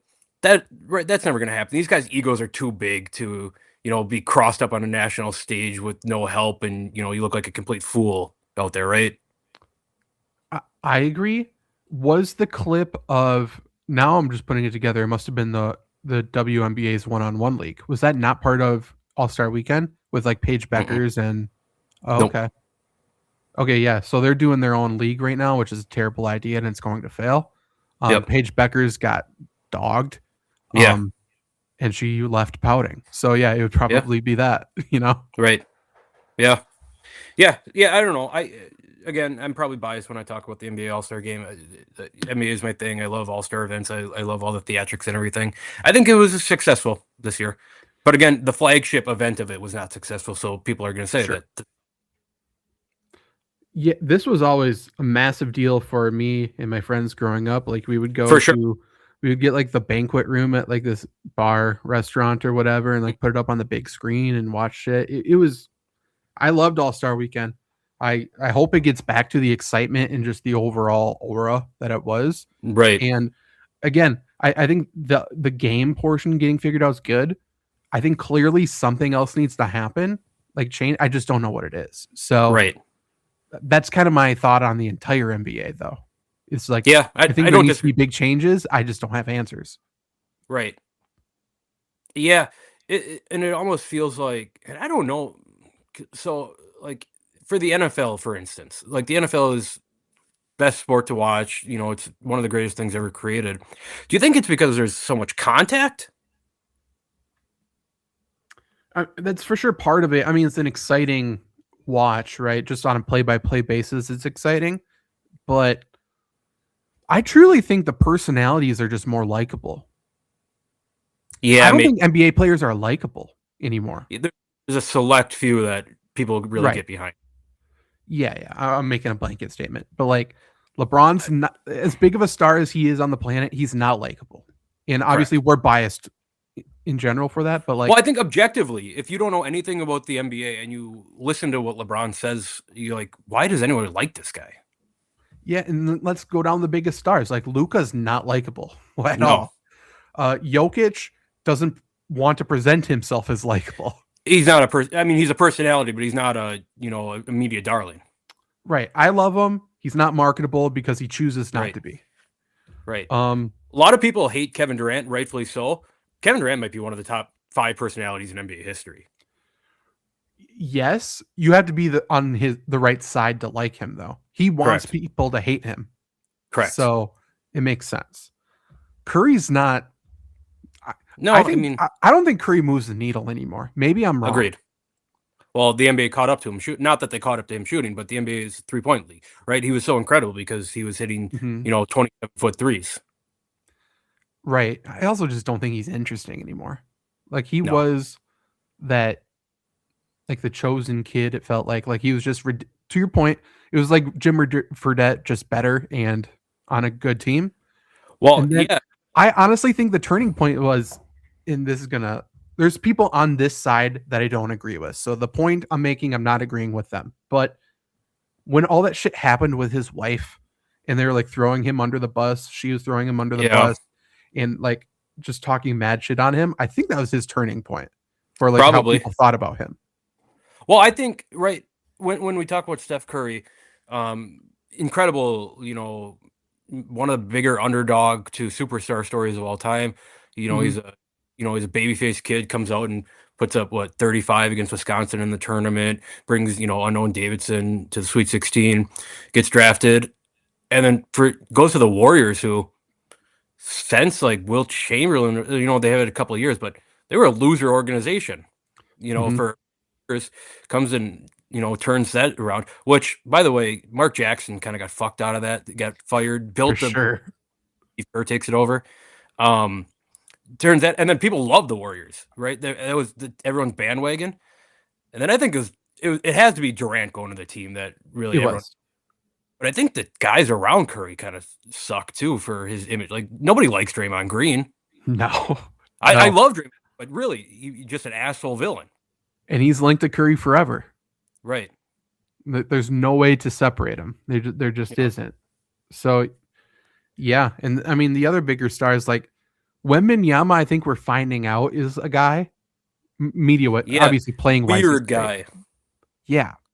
But I think he could be great if I do think he gets a negative stigma for being from France. For sure. Do. It's kind of the Rudy Gobert effect. Yes. I don't know if Cooper Flagg's interesting whatsoever. No, he's a white kid, Right. So like, is he going to be he could be great, but is he going to be marketable? I don't know. Well, it feels like there's not really that balance of you're either Anthony Edwards or you're Cooper Flagg, which people love Anthony Edwards, and I love Anthony Edwards. He's one of the funniest people of all time, but yeah, not a very good person when you boil it down. Like trying to pay child support once is crazy. I don't know, texting women to get abortions, weird, things but that's kind of what moves the needle for the NBA. It's a reality TV show, man. Yeah. But and then you go to NFL and it's like, oh, there's the quarterbacks. Now you got these tight ends who are just party animal maniacs. Yeah. You got running backs who are kind of just psychos in their own right now. They're just workhorses. They're just militaristic almost. Cornerbacks are the NBA players of the NFL. Cornerbacks and wide receivers. And it's just got everything. So I don't know. And then all the people you grew up with are now still there. Because you got Tom Brady on a microphone. You got Peyton Manning everywhere. You got all of that. In NBA, there's some of that, but not a lot of that. I feel like because like Kevin Garnett is doing his thing, he's just being forced in the corner. If we have Kevin Garnett in front of a microphone, NBA would be in a better spot. Right. Well, it's not like the all-time. There are all-time, but like the 15 greatest, NBA players to save the last 50 years. There's not a whole lot of them that are really out there. Like I guess Magic Johnson was out there for a little bit, and then he kind of went away, at least out of media. I guess Isaiah Thomas is kind of the same thing. Michael Jordan just never got in front of a microphone. No, he's doing it a little bit more now, which is good. He should. Right. But yeah, like Dwayne Wade. Kobe Bryant didn't really. No, yeah, now he was trying to do like more behind the scenes stuff, and I think he would have gotten there, but sure, I'm surprised D Wade didn't jump straight into it, and he instead did like that game show that sucked. Yeah, and I don't know, and I don't know if you have an opinion on this because I'm sure nobody has an opinion on this. Dwayne Wade as a colored commentary, just horrible. I don't think I've ever heard him do it. He did the Olympics. Oh, he did, didn't he? Yeah. But like when he watches, and I get it, you're friends with all these guys. I mean, he just sucks off all these players. Like you're not really bringing anything to the table. You got to have a separation. It doesn't work when you're truly just talking about your buddies who you're going to go hang out with after this. Like it doesn't work. Right. Unless you're talking shit to them. Correct. Because that works then. But yeah, if you're just, no, this was good. Oh, he screwed up, but he was thinking this. Like, I don't want to hear that. Right. Stupid. Let's answer Randy's questions to get out of here. Favorite hot dog? Do you have one? I mean, like chili cheese dog, I feel like is the answer. It's a good one. I had some Chicago dogs before, which were pretty good. I like the relish and the pickle and the peppers on it. Hmm. I think a Seattle dog is like wrapped in bacon and something. I've had that before. It was good. I think it's Seattle. Pigs in a blanket, does count for this? If it does, pigs in a blanket's the winner. Awesome. Yeah. The easiest appetizer of all time, and it's always great to see it there. Awesome. Favorite gum. I am a 5 gum guy. I haven't had, that brings me back to middle school, man. I still get it. I either get Rain, the green one, or Cobalt, the blue one. Like, it depends. Yeah, Cobalt is awesome. I did have, they had like this berry one at one point, and I feel like I would puke if I have it still. I used to chew it while I played football with my mouth guard, and then it would get just like caked in it. It was gross. Yeah. Like, got bad.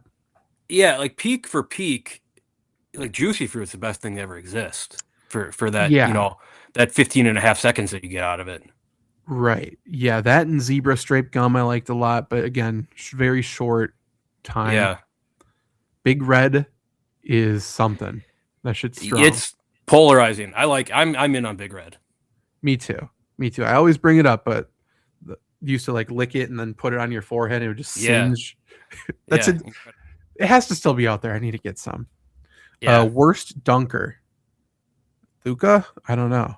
I mean, like the answer is just guys like Steve Nash, but to play this game, and he gets a lot of good dunks, misses a lot of dunks. Like John Morant misses tons of dunks. True. Russell Westbrook, same thing. Westbrook he jumps first, thinks about it later. Westbrook's an instinctive player, and his instincts just aren't great a lot of times. Yeah, he should have played safety in the NFL instead of point guard in NBA. Yeah, you're way more negative on Westbrook than I am. I love him. He's someone who, again, I don't think he's the greatest player of all time, but I wish he was on a better team because he's a personality that the NBA needs, I think. Yeah, I think the issue is that he might be the biggest egomaniac in NBA history. Yeah, probably correct. Yeah. And then what's Trevor's 40 time? I don't know, 6'2", 6'2", maybe. I don't know. They'll have to. That's our guess. We'll time it sometime. He's not here to defend himself. I can only assume that's probably right. Yeah, I feel like he's got a bad get off. Yeah, that was where I had a good get off when I was in high school. That was good first step. 100%. I mean, that's defensive line, baby. I had a great first step, awesome second step, slowed down from there, but pretty good with those two. Yeah, I think if everybody in the world was racing like, the first 2 millimeters of a race, I'm probably in the 1 percentile or 99 percentile, whatever one's good. Top 1, yeah, 1 percentile. Yeah, if you do a 10-yard split, I'd put in my peak. I'd put it up against anybody for sure. Yeah. Before we get out of here real quick, I got some things. If anyone's watching live, and you haven't gotten to basketball yet, incredible game to get into tonight. Houston, Iowa State. That'll be a fun. Houston is awesome this year.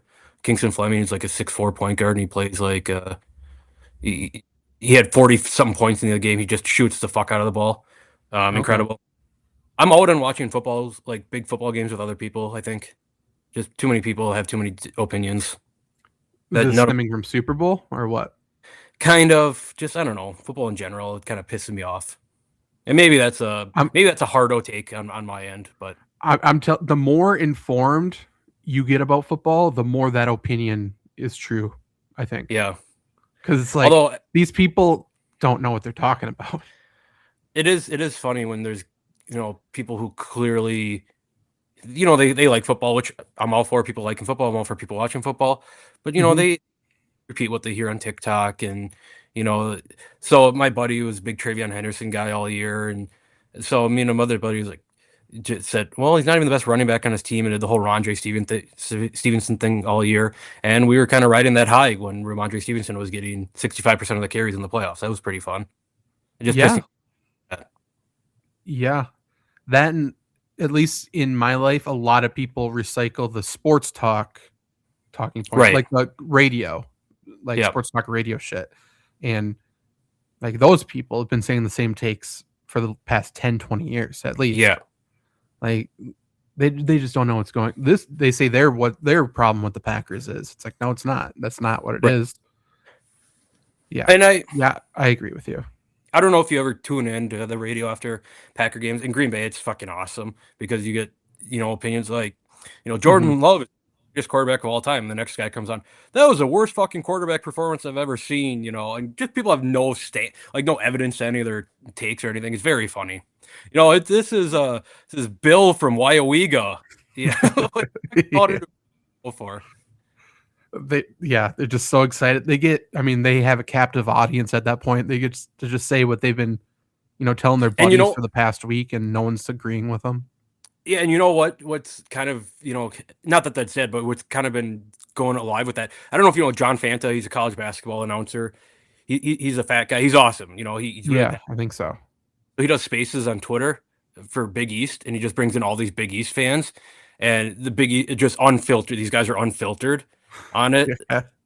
Brought someone on. He said, like St. John's Providence game, like guy's gonna dunk his nuts in another guy's face, and guys like, all right, thanks for that. On to the next one. It's every time it happens. And then I got two more things. You like wine? Yeah. Somewhat. I gotta find wine that I like. I don't really like wine. I hate sweet wine. It makes me want to puke when it gets like too sweet and juicy or whatever. I like dry wine, but I'm a whiskey guy. So if you like whiskey, that's probably it. I don't love. Yeah, so then maybe not. I don't know. But there's something. Champagne's wine. I like champagne. I agree with you. I think wine people would disagree with you. Sure. But there's wine that is like champagne. Okay. I don't know. There's like apple wine that tastes like champagne. So maybe you just need to get into different fruits. Yeah, I gotta find something. As I'm getting older, I'm like, I gotta get like people drink wine when they're mature and get old and stuff. It's kind of like black coffee. But one step at a time. Right. Not that anyone cares. I'm pumped for baseball. But my other thing here, I've been eating a lot of cheddar Chex Mix lately. Okay. And I've been I think it's one of those things where it's weird to eat because you eat it. It's awesome when you eat it, but your hands get all cheesy and everything. So I've been pouring it into a Solo cup and like drinking it. Mm-hmm. So I've been doing that. If I need a snack at work. But do you have a go-to, like, we're gonna take Quick Trip out of this because I don't want to take like fast food in there, or I don't want to take the hot food. But do you have like a go-to like snack thing when you stop at a gas station? I mean, at a gas station, I like beef jerky a lot. So I'll do beef jerky. Yeah, they got to figure out how to cheapen that. But yeah, I agree. 100%. Otherwise, I'm a big like honey roasted, like cashew or peanut. Or butter toffee even. Those are really good. Interesting. I like honey roasted peanuts. But for like road trips or even just stopping at a gas station, I almost never get like chips. Combos I do sometimes. Combos are I love combos. Yeah, I agree with you. You know what I get every now and then? I'll get them when I see them. They don't have them at every gas station. Is the TGIF potato skins? Though that was what I would always get from like the vending machine before Michelle Obama came to our school. Yeah. Those and Welch's fruit snacks was like if I go to a basketball game, that's what I'm getting. Yeah, big time. And then I guess for a drink, I usually do like a Gatorade. But they have these the Gator Lights now. I don't know if you had those. Yeah. Where it's sugar, whatever it is. It's like Pedialyte, but Gatorade. Yeah. The lemon lime, like it's like lemon lime Gatorade is like one of the best drinks of all time. I've been getting that a lot lately. Lemon lime's solid. If I'm getting a Gatorade, it's like lemon lime or honestly lately I haven't minded the grape like fierce one. That one's love solid. grape. Grape is like my favorite juice flavor of anything, so I agree. I wish they sold the light purple Gatorade. That was my favorite. You can get on Amazon in a combo pack sometimes. Still. Yeah, that's pretty good. They introduced the white cherry, which I liked for a little bit. That's one I get like once every couple months. Green apple, same thing, once every couple months. Cucumber, horrible. And I think the orange. I used to get the sour melon Powerade in high school. They don't have that anymore. That was good. Yeah. Yeah, I don't know. They need to bring back that. There's no way it didn't sell. I disagree with any thought of that. It's like shit like that. Bring it back. We'll have to do a show on that sometime of like stuff that doesn't exist that was awesome in like 2009. Yeah, I feel like we can do that for the ranking show, something like that. Yeah. Ranking the discontinued items or something. Yeah. Then the winner, we can start a change.org thing, petition it to bring it back. True. They brought back, I think under a different name. I still haven't tried them, so maybe that's why they were discontinued. But the Altoid sour things, did you ever have those? I had them when I was a kid. I haven't had them probably in 15 years. They brought them back called, but I think it's only online, called retro sours or something. Okay. Which, if they taste the same, it sounds like they do. Those were fucking good. Awesome. Yeah. But I don't want to order them online, I guess. I just want them to be there. Right. Yeah, something about I don't know. But yeah, we should definitely. If you have any other ideas, by the way, this is the Flurry Sports Podcast, but we're getting into the off season. We will be doing some ranking show stuff, and with that, we usually rank anything, everything, best to worst. So definitely give us ideas. Does not need to be sports related. We did states. We've done foods. We've done we've done logos, all kinds of stuff. Let us know that. And then if you like Luke and myself and Trevor, also you know him as well. Wednesdays, every other Wednesday during the off season here, we have a podcast called Lombardi Sweep. This Wednesday we are back, so we are live on the Flurry Sports YouTube channel Wednesday night, and you can find that wherever you get your podcasts or on the Flurry Sports YouTube channel Lombardi Sweep. This week, don't know what we're talking about yet, but something related to the Packers, maybe Packers departing free agents or something like that. Yeah. Who they need to pay, who they don't, something like that. Anything you need, we'll cover everything for the Packers. Yeah, a lot of people have ideas about trades. Maybe I'll organize some of the trade talk people are throwing together. People are thinking, hey, maybe the Packers trade for a defensive end or an edge rusher. But I'm not hearing a lot of people saying we're trading away an edge rusher, so I'm not sure what that means. People are a little confused, but we'll talk about it. Wednesday night, we'll be back for that. Anything else before we get out of here? No, it was a fun show. I'm happy, I got up to date on at least the stuff that I would probably be interested in the Olympics with the controversies and stuff like that. I'm happy you let me air my grievances and things that I liked about the NBA All-Star game. And somehow, Zach, in every one of our shows, we kind of end up talking about like 2008 NBA, which I absolutely love. So I'm happy to do that again. Which mid 2000s not superstar do you miss the most? Oh, I mean, my favorite. So I'll give my bias take first. Well, I think someone else. My favorite basketball player of all time is Michael Redd, but that was just because he was the only good thing that the Bucks had for 15 years. Yeah. I know he kind of came alive, in his run with Golden State. I like Sean Livingston a lot. That's a good one. A guy who I really think is, and I don't know if this counts because he's probably a little bit more than what you're asking for, but who I think is really underrated in the whole history of the NBA is Rajon Rondo. Love Rondo. Rondo. Really capable scorer. He just didn't need to. He was the straw that stirred the drink for the Celtics. He was right. He was perfect for what they needed. He was so good. Big time. I'll throw it. Go ahead. The guy that popped into my mind, he's a star, I think, but he's not a superstar, I guess, so maybe it's cheating. I was a huge Josh Smith fan. Yeah, big time. Love Josh Smith. Love Josh. He was on every fantasy basketball team I ever had until he retired. Yeah. Let me throw a name at you. Darius Miles. Oh, yeah. The court was going. That was fun. He was good, yeah. Raja Bell I always liked because he was one of the guys who would go after Kobe. I don't know if I know who that is. He clotheslined or he clotheslined someone in a playoff back when the playoffs were fucking awesome. Yeah, I don't know. I mean, we could do a whole 2 hours just naming awesome 2000s NBA guys.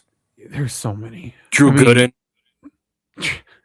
Drunas Ilgauskas, Chris Kaman, just awesome. Chris Kaman's insane. Yeah, the whitest man I've ever seen in my life. Yeah, one-time All-Star Chris Kaman. Was he? Good for him. Yep. He was a couple good years. He was forgotten man in the LeBron, Dwayne Wade, Chris Bosh, Carmelo Anthony draft. Yeah, I wonder why. It's like I can't remember who Darko Milicic was drafted ahead of, but he had some crazy people. Mello, behind him, yeah. too. Mello, yeah. Okay. Posh, yeah. That's crazy. That's I know this is people done rabbit holes, videos, and articles on this before. The Pistons coming off of the 04 Pistons and incredible, or building that team and then having the chance on that team and just going Darko Milicic is crazy. Yeah. I will say, I went to a lot of Timberwolves games when they had Darko Milicic. Yeah. Fan favorite. He was awesome. He was him and Michael Olowokandi was awesome. Oh yeah. The Candy Man for the T-Wolves. He was great. You know what else was Not a great good player? team? Was Nikola Pekovic. Big yes. wherever Moose. he's from. Yeah, he give you 12 and 10 every night. Yeah, dude did not look like an NBA player. He's in the Mafia, I think. Or he's in some I kind believe it. of from wherever he's from. That sounds definitely true. I don't know, but certainly seemed that way. Yeah, my answer, I'll stop after this, but my answer, Jerry Stackhouse. Jerry Stackhouse is great. Yeah. Yeah. Tar Heel guy for you too. Yeah, for sure. Yeah, we will be back next week. Jake will be back. We'll talk about I think Olympics will be done doing their closing ceremonies at that point. So all the other controversies that happen. But then we're going to really dive into, actually, you know what? Next week might be our season finale. Oh, I keep forgetting what that is. So stay tuned. We'll let you know if next week's the last show on the show. So tune in then. Goodbye. Peace.